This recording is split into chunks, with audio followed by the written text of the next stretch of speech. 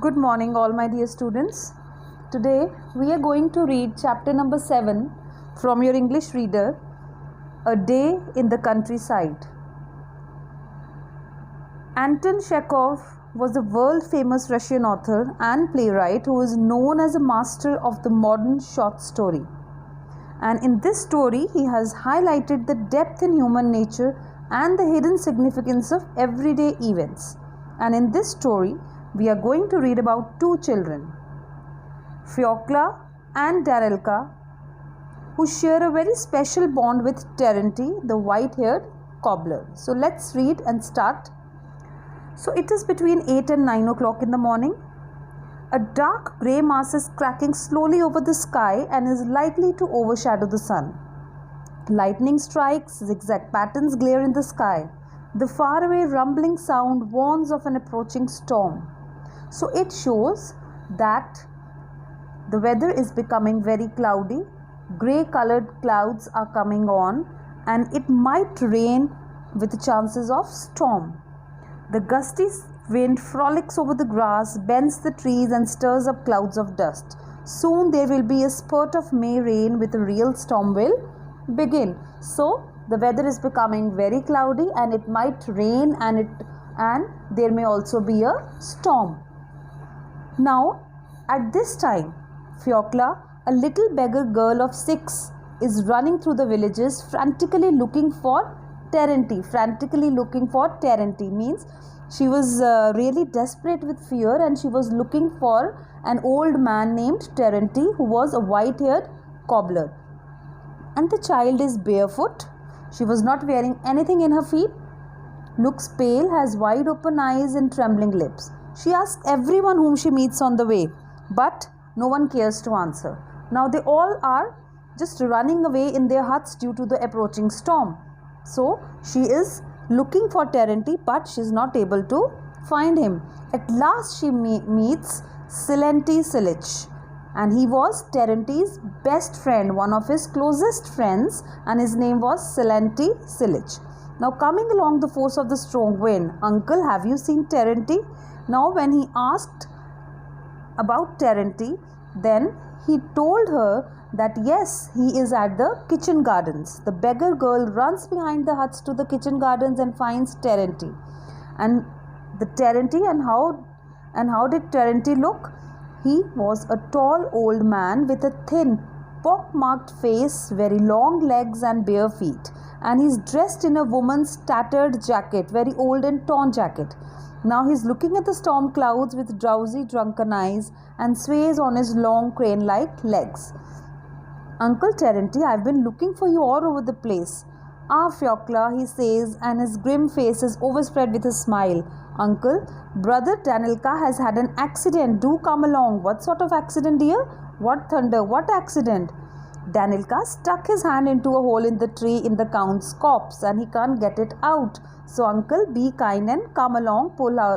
Please pull his hand out." So here Fyokla is requesting Terenti to please come along with him as his brother Danilka had an accident. And what was that accident? That he had stuck his hand into the hole in a tree and he is not able to get it out now. So that is why she is asking for help from Uncle Terenti. And now uncle asks her, why did he put his hand in? And she answers, he wanted to get a cuckoo's eggs out of that hole in the tree for me. Now Terenti shook his head and said, the day has just begun and you are already in trouble. Well, what am I do now? I must come. May the wolf gobble you up, you naughty children. Come along, little orphan. Now Terenti strides down the village street. He walks quickly and Fyokla has difficulty keeping with him. Now while they were on the way, the rain has begun, but that's fine. Fyokla, the grass and the trees were fed by the rain as we are by bread. So don't be frightened by the thunder. Why should it kill a little one like you? He continues, we shall get absolutely soaked. The grass will be dry again, as shall we be dry again. So while they are going, the rain comes, and when Fyokla was scared by the noise of thunder and the rain, Terenti is explaining her not to be afraid of this rain.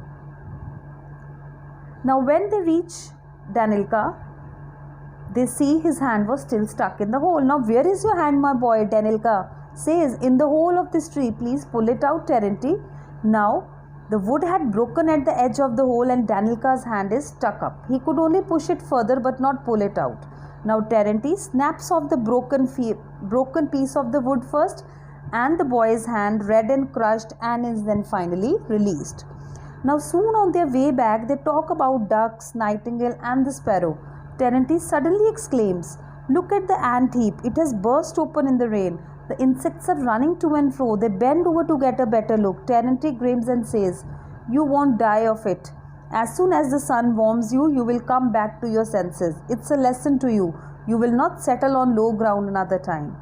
Now, as they go on and spot drenched and chilled bees huddled together on the branch of the young oak tree. So now, while they were going back home, they were observing the nature around them, how the insects and even birds, how they were enjoying in the rain and what all they were doing. Now, Terenti informs them that's a swarm of bees who were flying looking for a home.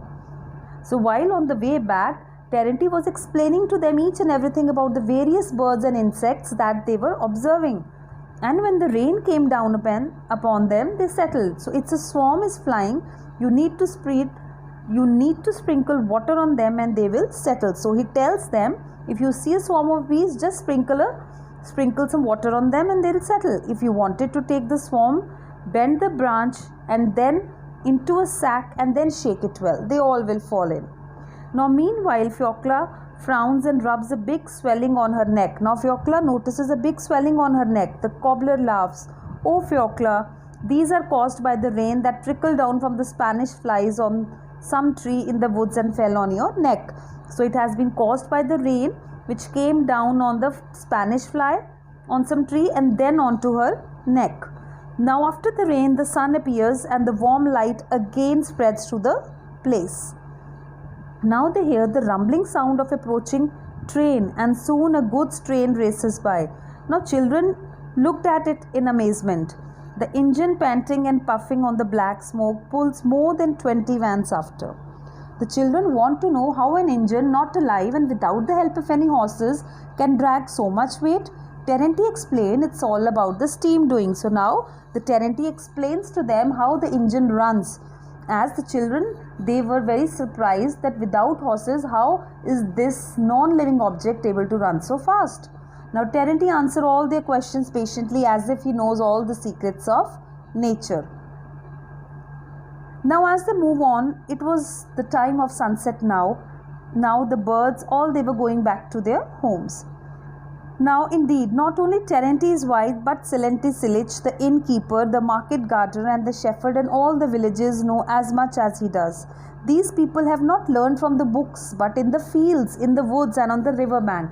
Now, he was not an educated old man, but still then he knew everything. How did he know all this? He knew all this from his experience, from the work that he did in the fields. Their teachers have been the birds, the sun, the trees and the wild herbs. So these were his teachers, not the books. Now Danilka eagerly listens to Terenti as they walk out the fields. They were not weary. But Fiokla is tired and breathless, has tears in his eyes. Now around midday, all three sit down on the river bank. Danilka takes out a piece of bread on his back, soaked and reduced into a mash, and began to eat. Now Terenti says a prayer after he has eaten it and then stretches on the sandy bank and they fall asleep.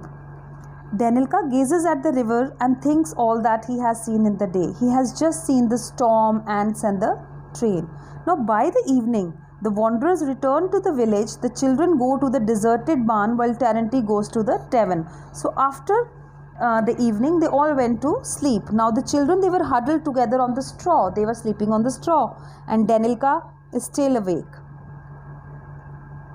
All this together with hunger and exhaustion are too much for him. So now they all were hungry. They were not had eaten too much. Now Terenti, he tosses from side to side and longs to tell to someone, but there is no one to tell. Fiokla is too little to understand all this. He thinks, I'll tell all this to Terenti tomorrow. Now the children fall asleep thinking of the homeless cobbler. Terenti comes and puts bread under their heads. So Terenti didn't eat his bread. He put the breads under their heads.